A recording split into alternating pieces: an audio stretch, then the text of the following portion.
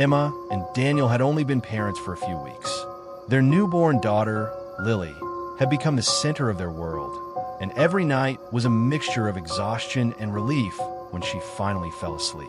One Friday night, they tucked her in her crib, turned on the baby monitor, and collapsed on the couch to watch TV. The soft static of the monitor filled the background, a strange comfort in the quiet house. Around 2 a.m., Daniel stirred awake. The TV was off, the house dark, but the monitor buzzed faintly on the coffee table. At first, he thought he was imagining it, but then he heard it clearly. A woman's voice, soft, sweet, singing a lullaby. Daniel froze. Emma was asleep beside him, and no one else was supposed to be in the house. He leaned closer to the monitor. The singing continued, low and gentle. "Hush, little baby, don't say a word." His blood ran cold. He grabbed a flashlight and rushed to Lily's room, his heart hammering. When he pushed the door open, the room was silent. Lily was asleep in her crib, peaceful, untouched. The monitor in her room sat on the dresser, turned off. Daniel's stomach knotted. He backed out slowly, shutting the door as quietly as he could. Maybe it was interference, he thought. A neighbor's radio. Some kind of glitch. But the next night, it happened again. This time, Emma heard it too. The same lullaby, the same soft voice, but now between the words was a faint whisper, almost like someone speaking directly into the microphone. "She's so beautiful, so perfect." Emma and Daniel stared at each other, paralyzed. Daniel yanked the plug from the wall, silencing the monitor. They barely slept that night. The following morning, Emma insisted on checking the monitor's feed through her phone app. When she opened it, her hands trembled. There was a saved recording from 2:14 a.m. They pressed play. The screen filled with static, but in the faint flickering image of Lily's nursery, something shifted. A tall, shadowy figure leaned over the crib, whispering softly to their daughter. And then it looked up directly into the camera.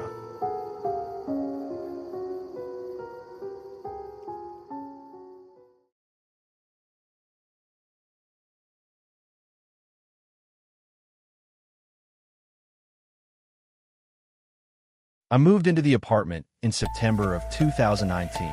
Rent was cheap, and I couldn't afford to live alone.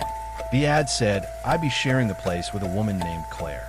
When I met her, she was polite, quiet, and almost too normal. She didn't talk much, but she smiled when I asked if she was okay with me moving in. The first couple of weeks were uneventful. We didn't see each other much. She worked late, I worked mornings. But at night, I'd hear her moving around upstairs. Our apartment had 2 floors, and her bedroom was directly above mine. The footsteps were always steady, pacing back and forth, sometimes all the way into the early hours of the morning. One night around 2 a.m., I woke up to what sounded like her dragging something heavy across the floor. A long, slow scrape, like furniture being pushed. It went on for nearly 10 minutes.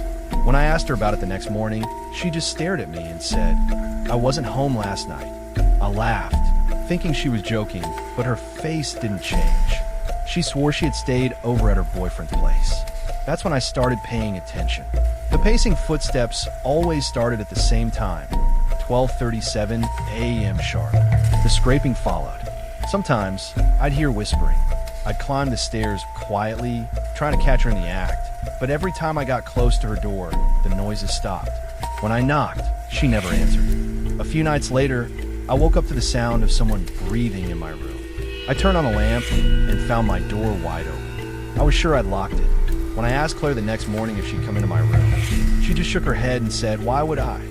I started locking my door with a chair wedged against the handle, but the noises didn't stop. One Friday, Claire left to visit her parents for the weekend. I thought I'd finally get some peace. That night, at exactly 12:37 a.m., the footsteps started upstairs. My blood ran cold. I grabbed my phone, called Claire, and whispered, "Did you come back?" She answered groggily, half asleep. "No, I'm at my parents'." "What?" The dragging sound started above me again. This time louder, heavier. I don't know what possessed me, but I decided to check. My heart was pounding so hard it felt like it would give me away. I crept up the stairs, every step creaking under my weight. The hallway light flickered, casting shadows on the walls. Claire's door was cracked open. I pushed it slowly, and what I saw still haunts me. Her room was empty. No furniture, no bed, no clothes. Just a bare floor. And carved into the wood in the center was a massive circle filled with symbols I didn't recognize.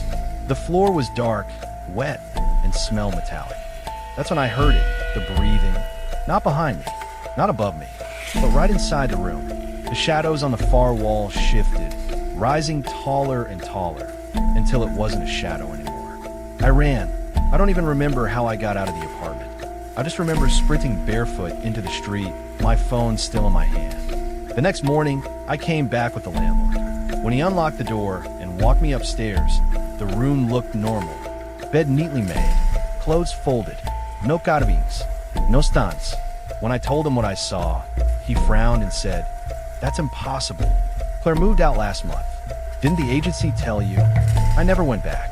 To this day, I don't know who or what was pacing above me every night. All I know is that I wasn't living with Claire. Not really.